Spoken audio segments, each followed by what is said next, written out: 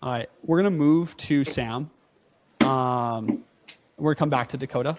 So Sam, I already briefly introduced him. He came out to the France residency. He had never posted content before. Dakota, can you mute yourself? Oh, I guess you can't hear me.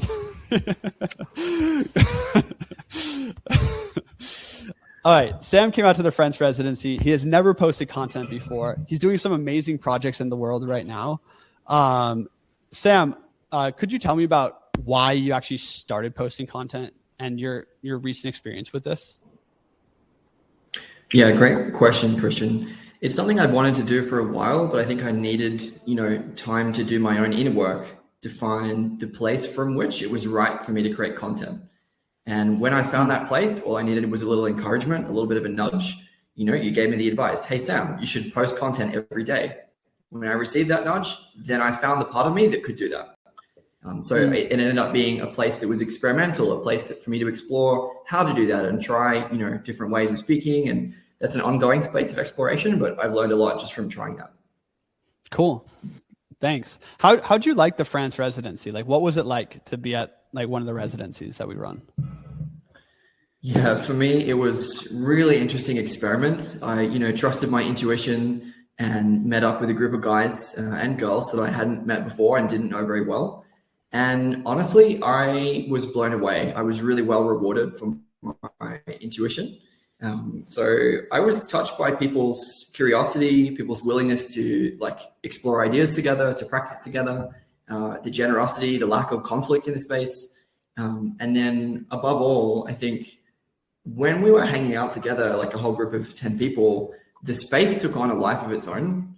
So there was a kind of a sense of being together that was different than in any other space I'd been in, quite genuinely. And from that, I received a whole team, a series of projects that I'm now working on, right? Active collaborative relationships. I received so much from this space. And for me, it was a direct confirmation of what you've been saying to people, which is if you find ways to be around the most highly aligned people, amazing stuff happens. That is so true. And I found that to be totally true for me. Thanks for that testimonial, Sam. I'm curious. So what project are you working on now? Like where are you, what's your next thing? Yeah. So for me, it was finding a team that could support me with other skills that I don't have to create residencies of my own. I should say this is, for me, this project ends up being, the culmination of years of development. So it's a long road to get to this point, but then finding the other people who have the skills that I don't have that I can team up with, right? It then allows me to create something which is kind of between co-living and a retreat.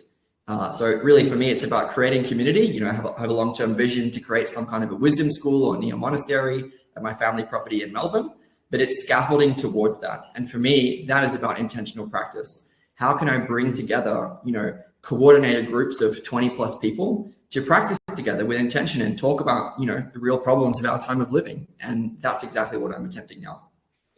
Wow. Yeah, I love it because I think you're someone who has really big dreams and ideas for the world. And I see you starting at step one, which is bringing like-minded people together into a space.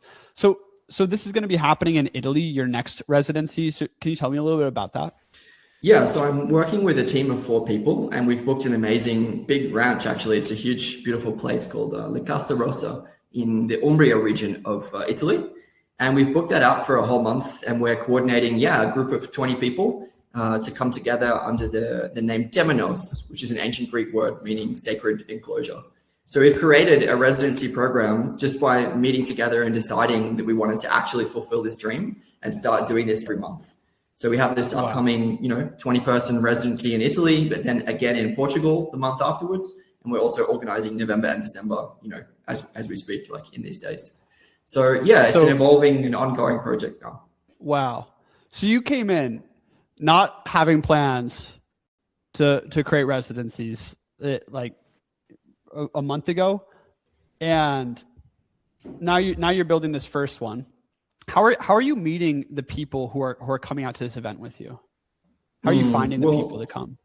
Yeah, through a range of streams. Part of it is my own consistency of posting every day and finding people that can be inspired by what I say. Part of it is through Retribalize network. Part of it is through the networks of the other people that I'm teaming up with, right? And it's like, then I would probably say, as I said, like, I think it's about having a vision, like having, you know, something that you want to achieve or create, but then finding ways to actually make that a reality. And for me, one of the most common threads here is that people are looking for a sense of belonging. People want to feel at home. They want to feel connected to themselves, to other people, to nature, and to some sense of the sacred, right? And it's about, okay, how do I take action toward creating those spaces for people and finding the other people that are interested in actually making a real physical space? I guess I realized that unless I created a space like that, I wasn't going to find it. And that's what's motivating me. I find that really important because you need that motivation to overcome all of the obstacles that, frankly, have been showing up. Trying to do this is something that's really, really difficult, practically, logistically, economically, relationally, and also internally. And you need that vision, that motivation to be able to achieve making a real physical space with other people. Sam, you're the man. Sam really demonstrates for everyone here. I always think about tribe building in 3 levels, right? So you have and most people start in the middle. Most people here who are listening to this are either community leaders or they're property owners, right? And community leaders often love getting around people, creating cohesion in groups, creating a feeling of tribe.